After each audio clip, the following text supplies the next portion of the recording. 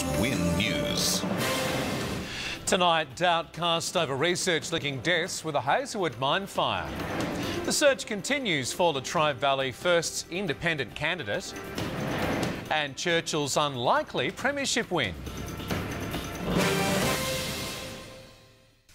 Good evening, I'm Bruce Roberts. Also tonight, a Newborough couple killed in a light plane crash. First tonight, there are questions over the validity of research which has linked 11 Latrobe Valley deaths to the Hazelwood mine fire. The state government today hit out at the findings, saying it's causing unnecessary worry for the community. While the government has been set the task of a 20-year-long health study, recent research from a Queensland professor has raised eyebrows. I was able to estimate that there was an 89% probability of an increased risk of death during February to March 2014, the period of the fire. The research, based on data collected by community group Voices of the Valley, took into account death statistics over a 5-year period. He then analysed the figures that we had from them as well and worked out the weather, what was happening at that time, and worked out that during the fires there was those 11 probable deaths. Professor Barnett says despite his personal beliefs that the increase is related to the mine fire, there's no distinct correlation. So it's very, very hard to produce a 100% certain cause and effects link here.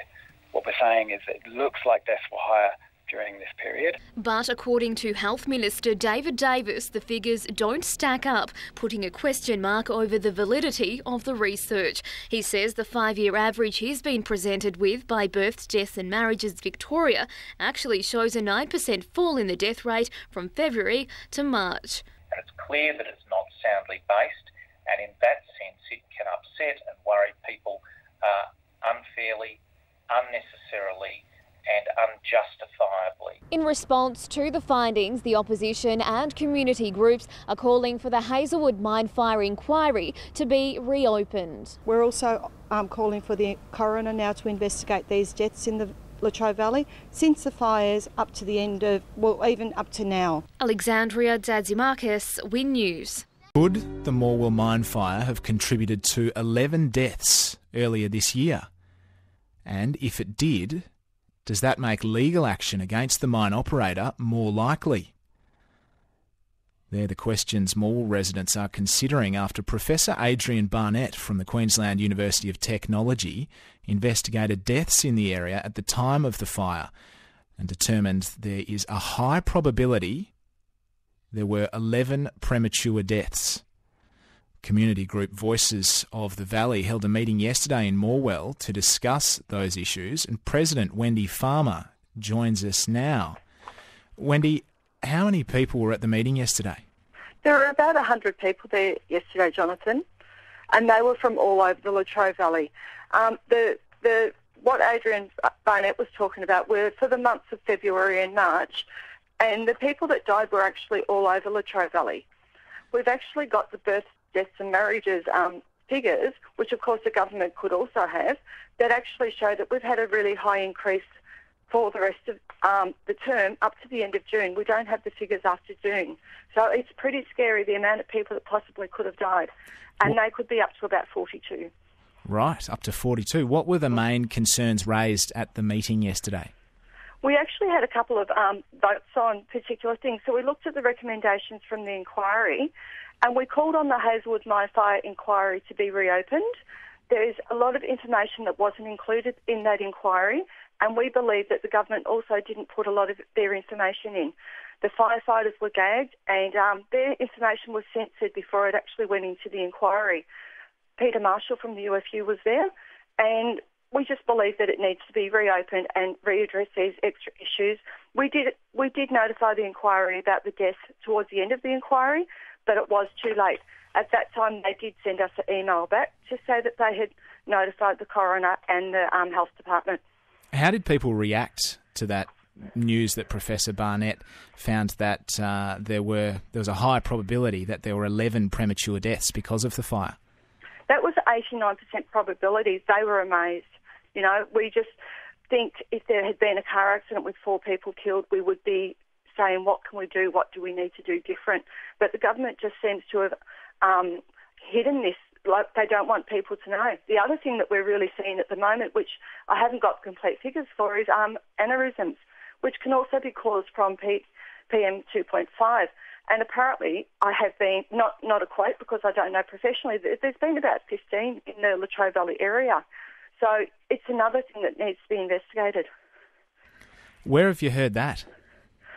We had a lady that actually, her husband had died from Morwell last weekend, and she had informed me that the doctor at Monash had told her that particular information, but she also told me that, messaged me yesterday to say that there had been another one admitted to Latrobe Regional Hospital yesterday with a brain aneurysm. It is 20 minutes to 9 on ABC Gippsland. I'm speaking with Wendy Farmer, president of the Voices of the Valley group, about this analysis that found that up to, 11 premature deaths. There's a high probability that there'd been 11 premature deaths in the Latrobe Valley that can be attributed to the mine fire. Was there an attempt to get this work completed in time for it to be part of the Morwell mine fire inquiry? Definitely. As soon as we noticed that we seemed to have those increased deaths, we started investigating. When we had figures that we had worked out locally and put on a database, we were actually quite shocked. So we applied to the birth, deaths and marriages for the information. They took nearly 4 months to give us that information. And, of course, the information came 2 days after the report was handed out. So I heard earlier you were saying you'd like the inquiry reopened. Do you think that's do you think that's the right way to investigate these deaths? Well, we've also called the public at the meeting yesterday. Also called for a coroner's inquiry, and we believe we have strong reason to have a coroner's inquiry opened. We signed a Form 16 at the meeting to say that Voices of the Valley were asking for the coroner to investigate deaths by fire. Let's just take a step back and go back to when the fire was burning. You said that residents initially noticed deaths of animals, and then there was a kind of an anecdotal analysis of the death notices in the paper. What happened there? Well, when we started noticing the Latrobe Valley Express was there was a lot of suddenly deaths rather than tragically or after a long illness, and we became quite concerned. And a lot of those deaths were, younger. They were 50s, 60s, too early to die. And we thought, what's going on here? So that's when we started, we actually asked the Latrobe Valley Express for 6 months of their papers. We went through them and looked at the deaths that we had had. Then we researched, and we did the last 5 and 6 years for the same time period to get a graph of what the deaths were. We saw in 2009 where we had a big spike in deaths, that was due to the bushfires that we had in Latrobe Valley. So we know in those fires 11 people died. When we put our own data together, we could actually see that the graph was much higher than the one in 2009. Just getting back to calling for the inquiry to be reopened, is that realistic for a very large inquiry? It's just been completed. They've just handed this report down. It's a couple of 100 pages. Is that realistic for it to be reopened? Well, I think so. There's a lot of evidence that hasn't actually been handed to the inquiry that was actually hidden from the inquiry, and more information is coming out. So we have to get to the bottom of this. Something dreadful has happened, and it's not just GDF sewers. The government hid a lot of information, and it's not good enough. They could have got the figures from the birth, deaths, marriages within days. Wendy, thank you. Yeah. Wendy Farmer is the president of the community group Voices of the Valley. GDF Sewers declined to be interviewed on the topic this morning. If you're just joining us, Queensland University of Technology analyst Adrian Barnett crunched the numbers, and he says there is a high probability there had been 11 premature deaths in the Latrobe Valley that could be attributed to the mine fire. Health Minister David Davis is with us to respond to the analysis. Minister, Good morning. Good morning. Minister, did the mine fire contribute to any deaths? Well, the information that's been provided to me by the Chief Health Officer and departmental officials suggests that is fairly unlikely. What is important here is that the analysis that's done needs to be robust. It needs to be meet high standards, and it's perhaps just worth me reading out on air the figures of deaths year by year in the January to June period. 2009, 86, 2010, 91, 2011, 67, 2012, 89, 2013, 64, and 2014, 88. I think what's important about this is that these figures do bump around, and what's also important is that this is not an unusual figure in the sequence, and that's the information that's provided to me by the departmental officers, including the Chief Health Officer. I think that the analysis that's been done by Mr Barnett doesn't stand up in the way he's done it. He is certainly somebody who's made some serious assertions, but the assertions don't bear close examination, and that's the information that's been put to me. He is, of course, somebody who's done expert review work for the Queensland Greens on the health effects of air pollution, so he obviously has done work for a political party, and that's probably important to put on the record. Equally, what's important to put on the record... So are you questioning Mr Barnett's bias? What I'm saying is important for the community to know that he's done work for a political party when they're assessing all of these matters. His statistics show, though, that there's an 81% chance that these 11 premature deaths can be attributed to the mine fire. I'm not sure they do show that. That's the point. The point is, when you look at the sequence of deaths year by year through that time period, the Morwell area, if you look at February and March, there's actually a decrease in the number of deaths in February and March, a 19% decrease on the average for that period, and that would be the area that you would expect most to be impacted. In the first 20 or the first week of the fire, 20 firefighters were treated for carbon monoxide poisoning, and as you know, the town is very close to the mine. Is it then logical to conclude that the smoke contributed to deaths in the community? Well, you'd need to make very careful analysis before you made those sorts of assertions. Certainly, in the analysis I've seen that's been provided to me in recent days by the Chief Health Officer and others suggests that it's not likely that is the case. It's not likely that there's been more deaths in the area because of the mine. What is clear is that the numbers bump around year by year. If you look at the number in 2014 between January and June, 88 in the Morwell 3840 postcode, and the same numbers 2009, 86 in 2010, 91. You know, it's very clear in 2012, 89. These are not figures that are out of the normal range, and I think to assert that small movements, small fluctuations are thereby directly caused by the mine and the fire is a very significant jump that's got to be made very carefully. So you've got 20 firefighters being treated for carbon monoxide poisoning in the first week of the fire, and you're saying that smoke has nothing to do... Words into my mouth here, I want to be quite clear. Obviously, the firefighters who were in very close proximity were impacted in a number of cases, and they needed to have the appropriate support. But the assertion that has been made that a number of people died directly due to the fire is not easily supported from the figures that are at hand.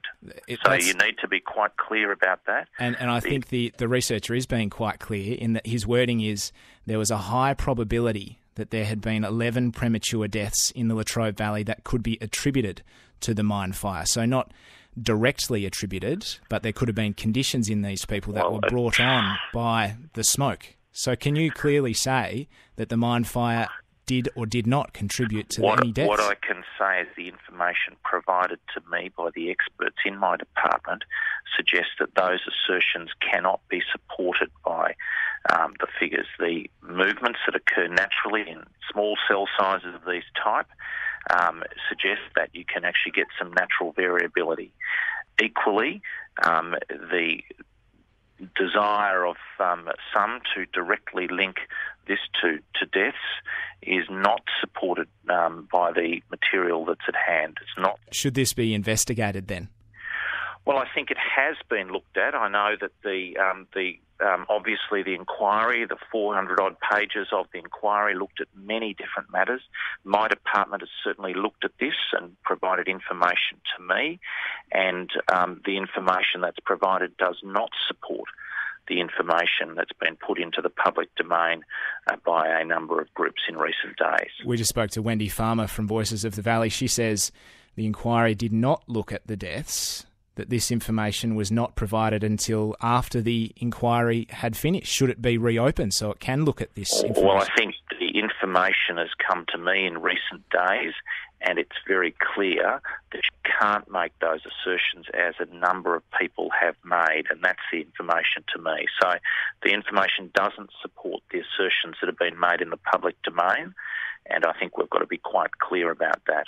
The inquiry was a very large inquiry. It covered a very large number of matters, as I think everyone knows, and I think it was a thorough inquiry. The government's accepted the recommendations and is working hard to implement those. We've got a text here saying this gent, and referring to the researcher Adrian Barnett, has included data for January, but the fire was 9th of February starting date. That's from Mark. So showing that statistics, questioning the statistics. But let me just bring your attention, Minister, to resident Kirianne Clissold, who was on 7:30 Victoria on Friday night. She said her partner Harry McCormack, who died of an aneurysm on Saturday, was a light smoker but otherwise healthy. Then he started getting headaches to the point of vomiting during the fire as smoke blanketed the town. Don't you think people like her need answers?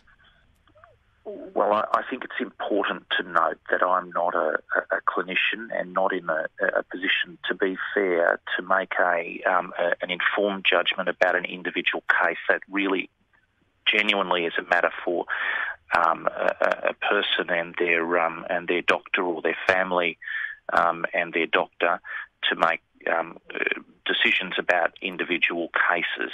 Okay, so you're not an expert, but shouldn't the experts who can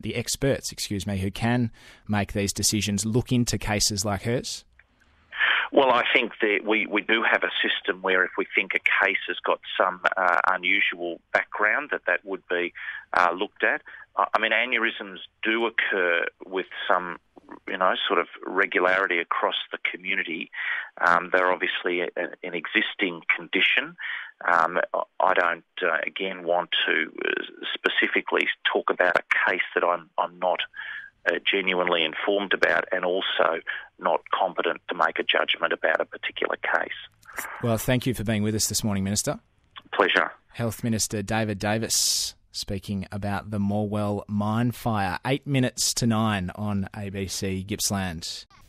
Meanwhile, 10 CFA stations across Victoria will be presented with plaques in recognition of their service during the Hazelwood mine fire. Interstate firefighters deployed to relieve regional stations during the February blaze will be personally thanked. Regional Victorian fire services were strained when CFA crews attended the Hazelwood mine blaze earlier this year. Fire and Rescue New South Wales crews stepped in as the fire burned for 45 days. Short across the state, including here in Bendigo. So a crew from New South Wales rotated through every day and every night. The city has expressed gratitude for the support. They tend to work as strike teams or task forces working together to fight the bushfire. For us to come here and backfill stations and support in an urban environment and support these communities was unique. Chief Superintendent Mal Connellan says the arrangement would not have worked without the support of firefighters from both states. To come into a strange environment and then operate as part of the team in an emergency situation, it's really important that you get a relationship really quickly, you know what you're doing, and you've got confidence in the people. He says his members gained valuable experience and came back with suggestions to improve its services. 1,200 Fire and Rescue New South Wales members were deployed to CFA stations across the state during the Hazelwood mine fire from February to April. The Chief Superintendent says the operation was a success and will be used as a model for the future. Hannah McDonald, WIN News.